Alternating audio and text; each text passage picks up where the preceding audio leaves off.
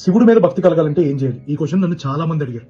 అయితే ఒక విషయం గుర్తుపెట్టుకోండి, నీకు శివుడి మీద భక్తి కలిగిందన్నా, ఆయన మీద ప్రేమ కలిగిందన్నా, ఆయన మాటలు వింటున్నా, ఆయన పేరు వింటున్నా, నీ కళ్ళమంట నీళ్లు తిరుగుతున్నాయన్నా, నీ రోమాలు నిక్కబొడుచుకుంటున్నాయన్నా ఆయన గురించి వింటున్నప్పుడు నువ్వు గుర్తుపెట్టుకో, ఇది ఎన్నో కోట్ల జన్మల పుణ్యం.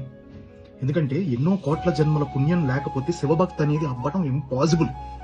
ఎందుకంటే మీరు ఒకటి గుర్తుపెట్టుకోండి, శివుడు చూడంగానే అట్రాక్ట్ చేసేసి ఇంత ఉండదు. ఎలా ఉంటుందంటే మెల్లిగా ఈ slowly starts occupying your mind, your heart. So ఆ తర్వాత సర్వం శివోహం అయిపోతుంది.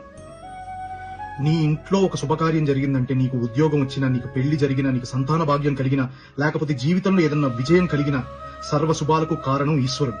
అందుకే ఆయన్ని శుభంకరుడు అంటారు. నీ లైఫ్ లో ఏ శుభకార్యం జరిగినా అది శివుడి యొక్క అనుగ్రహంతో, ఆయన అనుమతించందే నీ జీవితంలో శుభకార్యం జరగదు. సో ఏ శుభకార్యం జరిగినా ముందు ఆయనకి థ్యాంక్స్ చెప్పుకోవటం నేర్చుకో. అండ్